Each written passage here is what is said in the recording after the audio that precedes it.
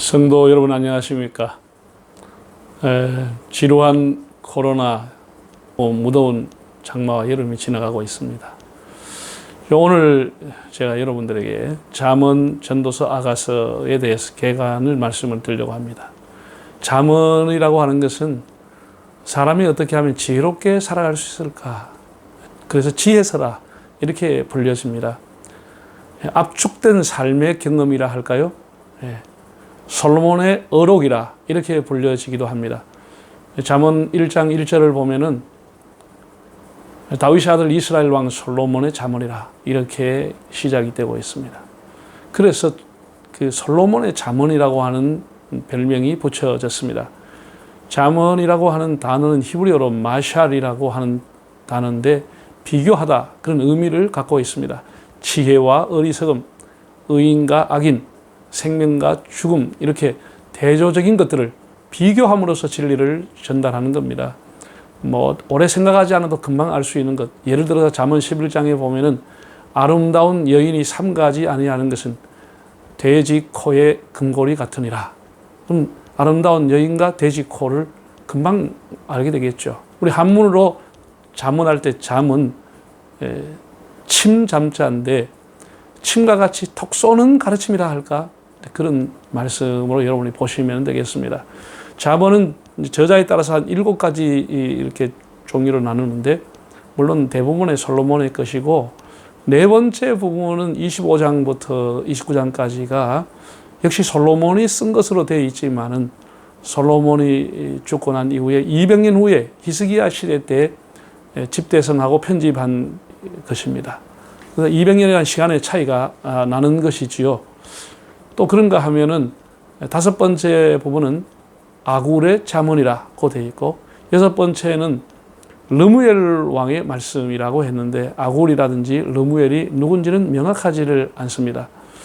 그리고 마지막 7번째 31장은 현숙한 여인이 나오는데 하나님을 경외함으로써 참 모범적인 삶을 산 그런 여인에 대한 얘기로 피날레를 장식하고 있습니다. 잠언을 기록한 목적을 보면은 1장 2절에서 7절을 여러분 두세 번 읽어보시면은 그 목적이 명백하게 나와 있습니다. 의롭게, 지혜롭게, 슬기롭게 이런 등등이 나오는데 한마디로 지혜를 주기 위해서 기록한 것이다. 이렇게 목적이 분명히 나와 있습니다. 핵심 구절은 여호와를 경외하는 것이 지식의 근본이다. 혹은 11장에 보면은 여호와를 경외하는 것이 지혜의 근본이다. 여호와를 경외한다. 여기에 아주 바탕을 두고 있습니다. 우리가 하나님을 경외한다고 하는 것. 그것은 신앙 교육의 목표인 것입니다. 하나님을 잘 섬기고 두려워한다. 그건 사실 더 이상 신앙 교육이 필요하지 않을 만큼 거의 완성도가 된다. 이렇게 보게 됩니다. 구약의 내용은 다 하나님을 경외하라 그런 내용으로 되어 있는 것입니다. 모든 것의 시작이다. 하나님을 경외하는 것이 지혜의 근본이라고 하는 것을 히브리어로 레시트라고 하는 단어인데 뿌리다, 출발이다. 모든 사회의 출발, 뿌리, 근원이 뭐냐? 하나님을 경외하는 데서부터 시작한다. 이렇게 말하고 있습니다.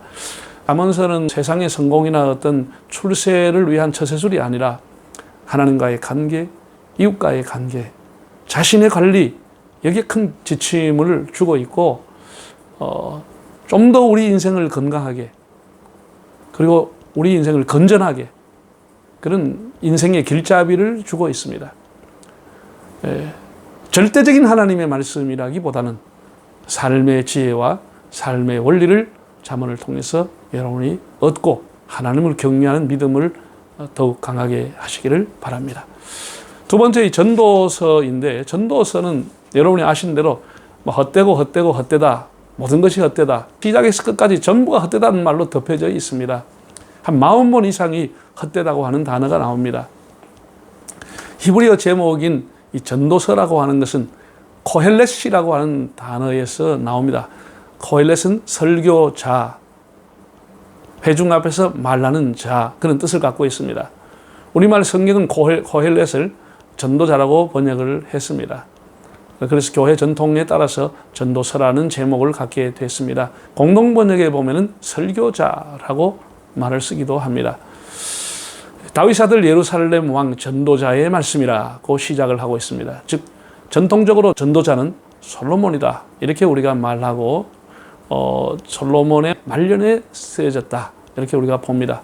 그러나 마틴 루터 같은 이는 솔로몬이 전도자가 아니고 후대 사람이 헛된 것을 쫓다가 죽은 솔로몬을 생각하면서 전도자를 솔로몬으로 이해하도록 만들었다 이렇게 해석을 했습니다. 상당히 의미가 있고 또 대부분의 많은 학자도 동의를 하고 있습니다. 전도서의 저자는 전도자가 솔로몬으로 이해가 되도록 솔로몬이 연상되도록 썼다는 것에 동의를 합니다. 이 전도자의 메시지를 한마디로 요약하면 인생 철학이다. 그리고 인생은 헛된 것이다. 어쩌면 인생의 헛됨을 예찬한다 할까요? 사람이 그렇게 추구하고 있는 물질도 헛된 것이고 건강이라고 하는 것도 헛된 것이고 장수도 헛된 것이고 지혜도 헛된 것이고 권력이라고 하는 것도 무상하고 헛된 것이다. 사람이 수고하는 것 어쩌면 다 헛된 것이고 죄를 짓고 탐욕으로 물질을 모은 것 다 헛것이하고 무의미하다고 얘기하고 있습니다. 그럼 우리가 이 안에서 무엇을 배울 수가 있겠습니까? 우리가 중요한 것은 전도서에 나오는 소소한 행복이 뭐냐고 하는 것을 간간히 가르쳐 주고 있습니다. 사람이 성실하게 살아가는 것, 부지런하게 살아가는 것, 아내와 함께 낙을 누리며 사는 것, 자녀와 함께 살아가는 것이 그런 소소한 것이 하나님이 주신 인생의 축복이라고 하는 인생 철학을 얘기하고 있습니다. 우리가 전도서를 통해서 해 아래서라고 하는 단어가 많이 나오지만 해 아래만 보면은 헛된 것이고 중요한 것은 해 위를 볼 수 있어야 하는 겁니다. 해 위를 보는 것, 즉 하나님을 경외하는 것이 인생의 본분이다. 마지막 부분에는 이렇게 가르쳐 주고 있습니다. 다시 말해서 해 아래 모든 것이 다 허업이다. 허망한 것이지만 하나님을 경외하는 것은 허업이 아니고 영업이다. 영원한 업이다. 라고 하는 것을 전도서는 가르쳐 주고 있습니다. 하나님 잘 경외하고 인생의 철학을 깨닫고 하나님과 동행하는 삶을 전도서를 통해서 배우기를 바랍니다. 마지막에 우리가 이제 아가서라고 하는데 이것도 역시 솔로몬의 아가라 이런 별명이 붙여져 있습니다. 여기에 나오는 아름다움, 미의 기준이 뭐냐라고 생각해 보면은 아름다움이라 하는 것이 뭐 외모가 이쁘다, 혹은 뭐 마음이 곱다, 아니면은 몸이 튼튼하고 건강하다, 무엇이 미의 기준인지는 정확하지 않습니다. 물론 그때의 미의 기준과 지금의 미의 기준은 완전히 다르겠죠. 솔로몬의 아가라라고 해서 솔로몬을 위한 노래를 지어졌다고 하는 것인지 솔로몬이 여기에 주인공인지 그조차도 사실은 명확하지를 않습니다. 아가서의 히브리 제목은 노래 중에 노래라는 뜻입니다. 위대한 노래라 그런 의미로 우리 말로는 아름다운 노래라라고 해서 아가라고 지었습니다. 알레고리 해석을 우리가 주로 할 수밖에 없게 되죠. 남녀 간의 사랑을 표현한 것이기 때문에. 그래서 유대인들은 전통적으로 6월절이 되면 이 아가서를 읽었다고 합니다. 물론 30살 이하 되는 사람은 읽지 못하게 했고요. 금서였고요. 성년들만, 장년들만 이 아가서를 읽었다고 합니다. 솔로몬과 술람의 여인이라고 하는 것은 우리가 알레고리로 해석하면 그리스도와 교회를 의미한다고 하겠고, 좀 더 좁히면 신랑이신 예수님과 신부이신 우리 개인을 얘기하고 있다. 이렇게 볼 수도 있겠습니다. 예수님이 신랑이시고 신부된 우리의 삶을 어떻게 살아야 하는가, 남녀의 사랑을 통해서 우리에게 가르쳐 주는 것이 아가서라고 하겠습니다. 하나님과의 친밀함, 하나님과의 사랑, 이런 것을 아가서를 통해서 배우시고, 이것이 다 지혜의 문학의 장르이기 때문에 여기서 인생의 지혜를, 또 우리의 신앙을 다시 한번 하나님과의 관계를 해고해 보는 그런 시간들이 되기를 바랍니다. 감사합니다.